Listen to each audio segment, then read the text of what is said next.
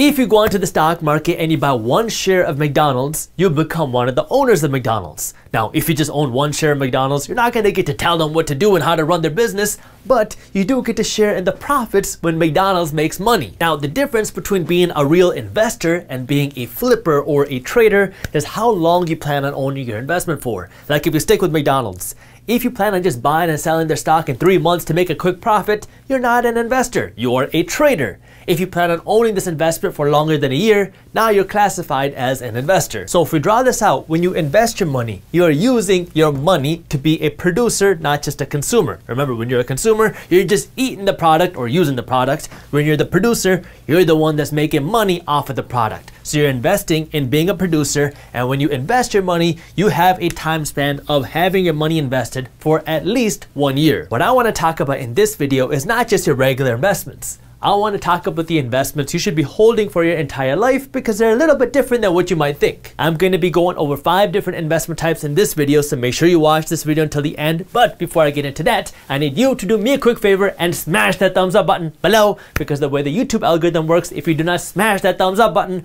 then YouTube is much less likely to show you and other people our financial news and education videos. The first is real estate for residential purposes for reasons that you might not expect. Now, when I say real estate for residential purposes, I mean real estate where people live in. So this can be homes or apartments. I'm not calling it residential real estate because when people say residential real estate, that typically means we're talking about single family homes or small multifamily units up to 4 different units. When I say real estate for residential purposes, this can mean single family homes, or this could mean big apartment complexes where people live in. The way real estate investing works is like this. Let's say you find this house right here on sale for $100,000, and you go through the property and you think it's a good property in a good area. So then you come in, so I'm gonna draw you right here, and I'm gonna draw you with a nice mustache, of course.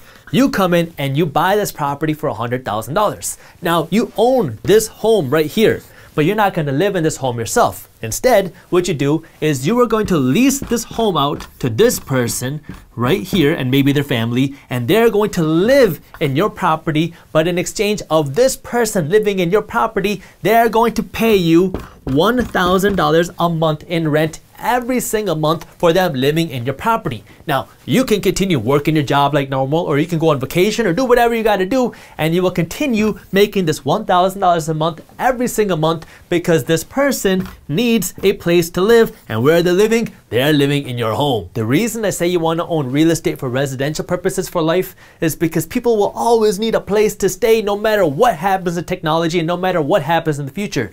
People will always need a home. You can compare that to the past, where people used to look at shopping malls and strip plazas as the thing to own in real estate. Well, as technology came and Amazon came and the shopping dynamic of the world changed, then shopping malls didn't become as attractive. There were people who made a ton of money in the strip mall and the shopping mall business.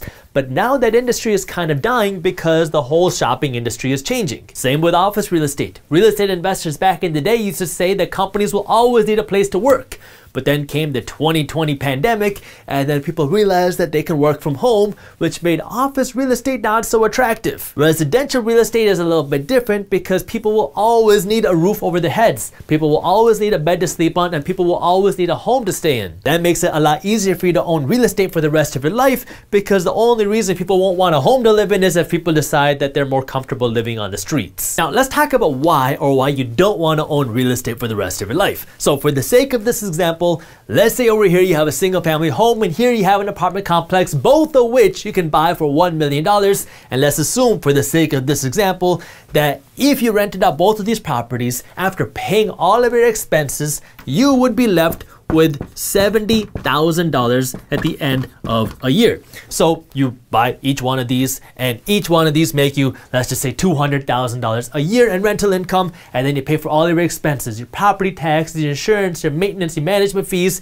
After paying all of your expenses, you are left with $70,000 worth of profit, and we're assuming that there's no debt. You're buying these properties with cash only. That means both of these properties are paying you a 7% annual return, because here you're buying this house for $1 million and you're making $70,000 a year in rental income profits, and here you're buying this apartment complex for $1 million and you're making $70,000 a year in profits. But you also have to remember that just because you made $70,000 doesn't mean you get to keep $70,000, because the IRS IRS wants their cut. You gotta pay taxes on this money. However, real estate does come with some legal tax loopholes. When you own real estate as an investment, meaning you're not the one living here, you are renting out your property to somebody else, then you get to tell the IRS, hey, this property that I own is 1 year older, so I deserve a tax break called the depreciation deduction on my taxes. And so you get to take a tax break on both of this income right here because you own investment real estate. But the size of your deduction is going to be different here and here because this single family home is considered residential real estate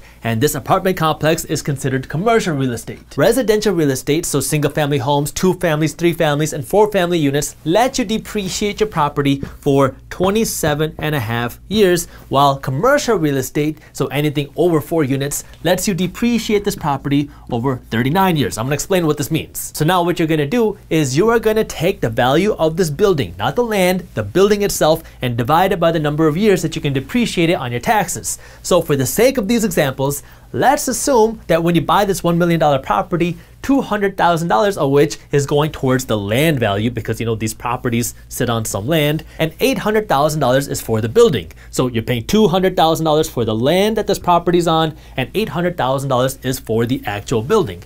Once you know that, now you can do $800,000 divided by 27.5, which is, one second, $800,000 divided by 27.5, $29,000. So over here you get a $29,000 tax break every year for 27.5 years.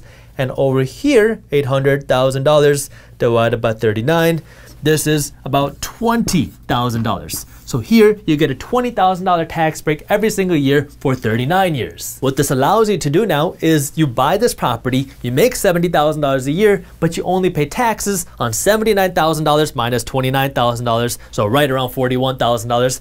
You're only paying taxes on $41,000 worth of income for the first 27.5 years. After 27.5 years, you don't get this deduction anymore. Same thing here. Here, you make $70,000, but you only tell the IRS that you made $50,000, and you get to do that for 39 years. After 39 years, you don't get that deduction anymore, which is why a lot of people invest in real estate, but they have the goal of never holding it longer than 27.5 or longer than 39 years. However, you also get some benefits if you own real estate for your entire life. So this is the reason why you wouldn't want to own real estate for your entire life, because after 27.5 years or after 39 years, you no longer get this tax break, and so now you have to pay more money in taxes. And so if you don't want to pay more money in taxes, you might want to sell your property after 27.5 years or after 39 years. That way you can take advantage of all these real estate tax breaks. However, let's go over why you might want to own real estate for your entire life. So now, same example. You buy either one of these properties for $1 million and you own it for some time and you're making rental money every single year. But now a few years go by and you find out that your property is now worth $5 million. So you got a lot of equity in this property because you bought it for $1 million and now it's worth $5 million. And now you're thinking, yeah, I want to give this property or this money to my kids. Now, one thing that you can do is you can sell this property and get $5 million worth of cash, but now you have millions of dollars worth of profit because you bought this property for $1 million and you're selling it for $5 million. So you're gonna have a pretty big tax bill where you're gonna have to give a big chunk of this money to the IRS in taxes. The alternative, assuming you do not sell this property for cash when you're alive and you own these properties, either one, until you die. Now, when you die, your estate gives this property, either one, to your heirs, your kids. Now what happens is your kid is gonna get this property and the government is going to say that your kid got the property, they bought it for $5 million. So if your kid went out and they sold this property today for $5 million after you die, they will get this $5 million of cash and they don't have to pay any taxes on this money because to the government, it looks like they bought the property for $5 million.